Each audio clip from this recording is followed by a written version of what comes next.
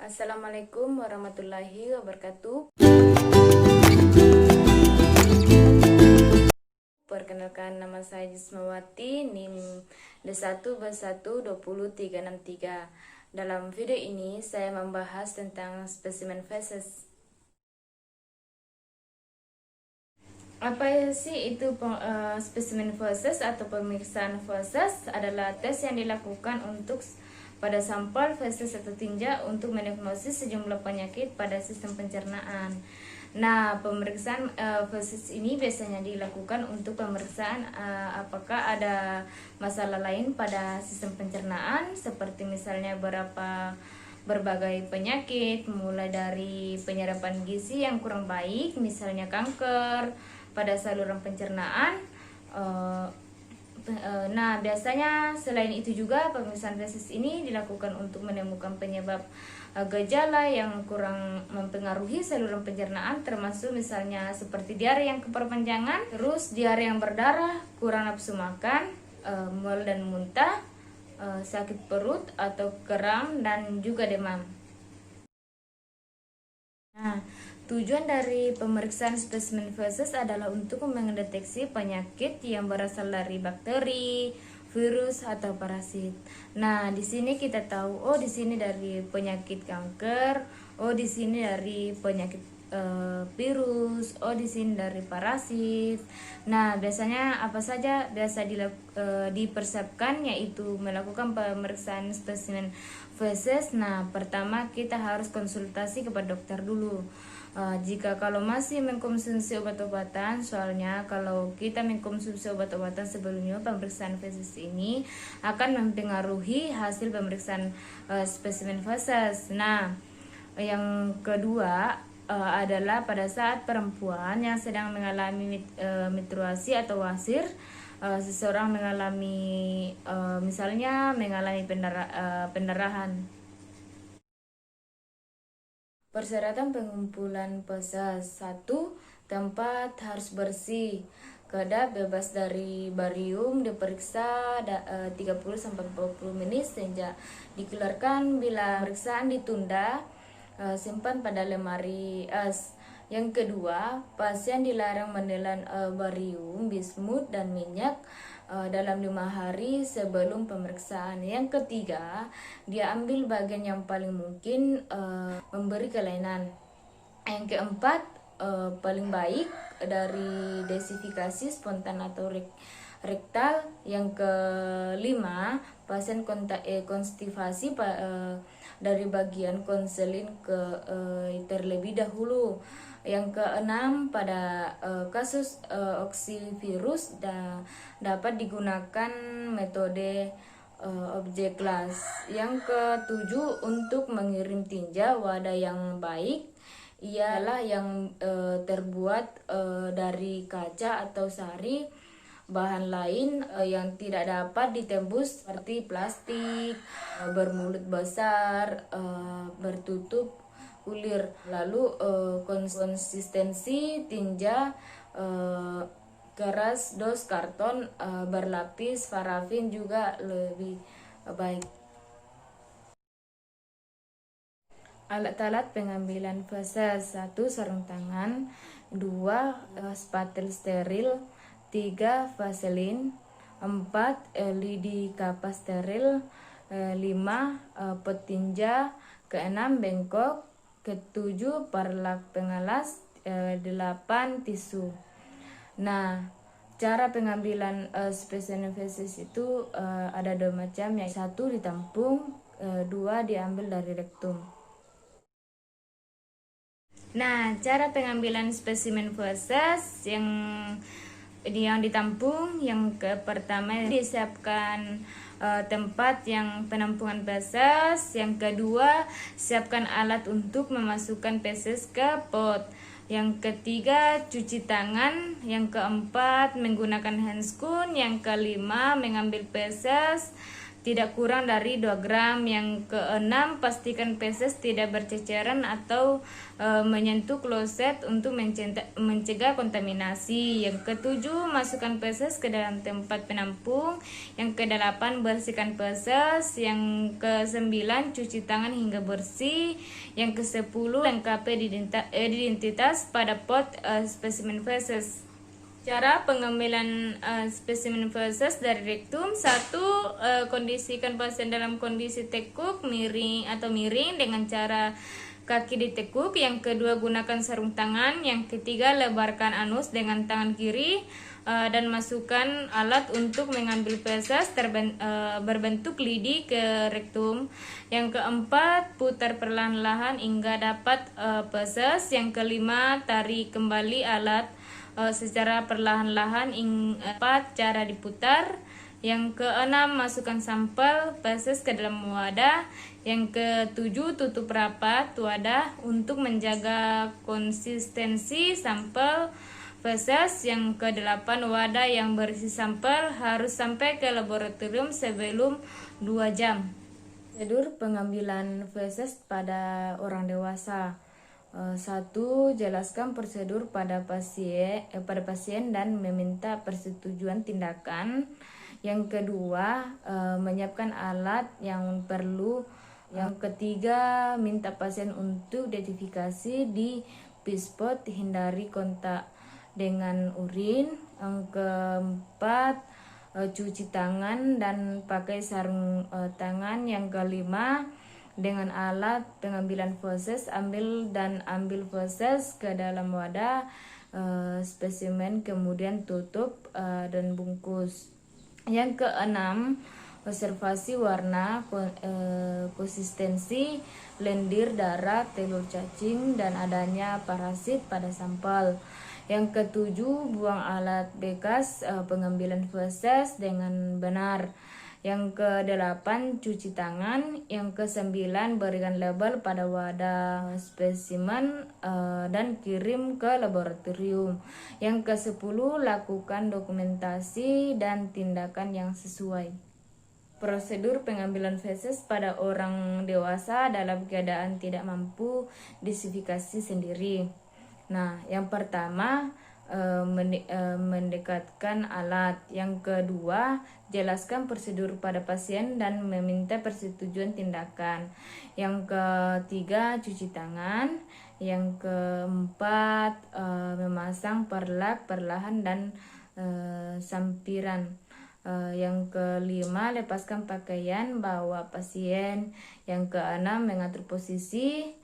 Yang ketujuh, pakai handscoon. Yang kedelapan, telunjuk diberikan vaselin lalu dimasukkan ke dalam anus dengan arah ke atas. Kemudian diputar kiri dalam tekanan sampai teraba tinja. Yang kesembilan, telah dapat dikeluarkan perlahan-lahan lalu dimasukkan ke dalam tempatnya. Yang kesepuluh, anus dibersihkan dengan kapas lembab dan keringkan dengan tisu. Yang ke-11, lepaskan sarung tangan. Yang ke-12, rapikan pasien. 13, cuci tangan. Prosedur pengambilan feses pada bayi. 1. Jelaskan prosedur pada ibu bayi dan minta persetujuan tindakan yang akan dilakukan pada bayi. Yang kedua, siapkan alat yang diperlukan. Yang ketiga, memantau pasien yang dikeluarkan oleh bayi di popoknya, hindari kontak dan urin. Yang keempat, cuci tangan dan pakai sarung tangan. Yang kelima, dengan alat pengambilan feses, ambil feses ke dalam wadah spesimen, kemudian tutup dengan bungkus. Yang ketujuh, observasi warna, konsistensi lendir darah, telur cacing, dan adanya parasit pada sampel. Yang ketujuh, buang alat dengan benar. Yang kedelapan, cuci tangan. Yang kesembilan, berikan label pada wadah spesimen dan kirim ke laboratorium. Yang ke-11, lakukan dokumentasi dan tindakan yang sesuai. Kriteria spesimen feses yang ditolak. 1. Spesimen feses tiba di laboratorium setelah kurang dari 2 jam tanpa medium transport. Yang kedua, spesimen feses dalam media transport tiba di laboratorium setelah kurang dari 48 jam dengan pendingin atau kurang dari 24 jam pada suhu ruangan. Yang ketiga, spesimen feses telah mengering. Yang keempat, spesimen feses tercampur dengan benda asing yang dapat mempengaruhi hasil laboratorium. Yang kelima, spesimen feses yang tidak memiliki keterangan yang jelas. Penanganan atau penyimpanan dan pengiriman feses. Yang satu, penyimpanan pada suhu kamar maksimal 24 jam. Yang kedua, feses tanpa pengawet harus sampai di laboratorium sebelum konsistensi mengeras. Yang ketiga, feses untuk mengembangbiakan kuman tidak boleh ada pengawet. Dan PV untuk polivinil. Yang kedua, isi pot V dengan formalin 10% sampai pertengahan pot, dan PV dengan pengawet PV sampai pertengahan pot. Yang ketiga, masukkan masing-masing 1 gram feses ke dalam pot yang berisi pengawet perbandingan 1:1 antara pengawet dan feses. Yang keempat, aduk hingga feses dan pengawet tercampur. Yang kelima, tutup rapat pot atau gunakan solatif untuk mencegah kebocoran pada mulut pot. Yang keenam, tulis pengantar dari spesimen meliputi nama, umur, jenis kelamin pasien, keluhan utama, dan tanggal pengiriman feses. Penyakit yang berhubungan dengan pemeriksaan sampel feses akan dipertimbangkan pada kondisi seperti 1. Alergi peradangan pada saluran pencernaan, misalnya alergi susu pada bayi. Yang kedua, infeksi oleh bakteri, jamur, parasit, atau virus yang menyerang saluran pencernaan. Yang ketiga, diare, BAB berlendir, demam dengan keluhan yang berhubungan dengan saluran pencernaan seperti mual, muntah, perut kembung, nyeri atau kram perut. Yang keempat, pemeriksaan kanker usus besar dengan melihat ada atau tidaknya darah pada tinja. Yang kelima, penyakit hari pankreas atau saluran dengan pemeriksaan enzim pada tinja. Cara pengobatan spesimen feses. 1. Untuk alergi atau peradangan pada saluran pencernaan, pengobatan dilakukan dengan memberikan antihistamin dengan menghindari penyebab alergi. Yang kedua, diberikan obat antibiotik saluran pencernaan untuk infeksi mikroorganisme pada saluran pencernaan. Yang ketiga, asupan multivitamin dan mineral untuk gangguan malaborasi. Yang keempat, obat golongan antiemetikum untuk mencegah mual dan muntah oleh timbul akibat gangguan saluran pencernaan. Yang kelima, menghindari kebiasaan yang dapat mencium terjadinya alergi, peradangan, dan infeksi pada saluran pencernaan, dan mencegah pola hidup sehat pencetus kanker usus. Yang kelima, pola hidup bersih dan sehat. Salah satu faktor pencetus kanker usus.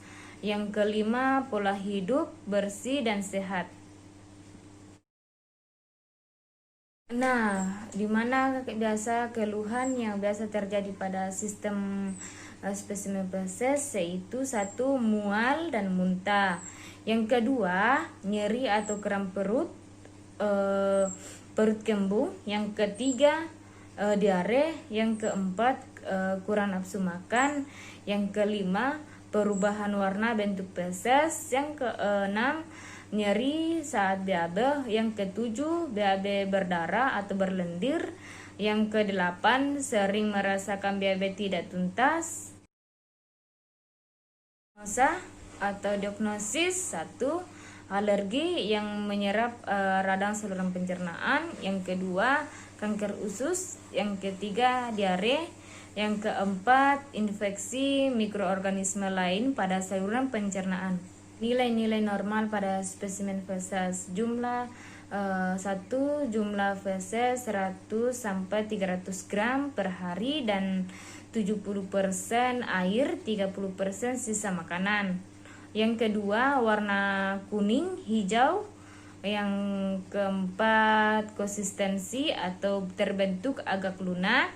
Yang keempat, parasit mikro dan darah tanpa tidak ada. Yang kelima, parasit mikro prostan dan jentik cacing positif. Yang keenam, sel eliptik, leukosit dan macrophage atau sedikit.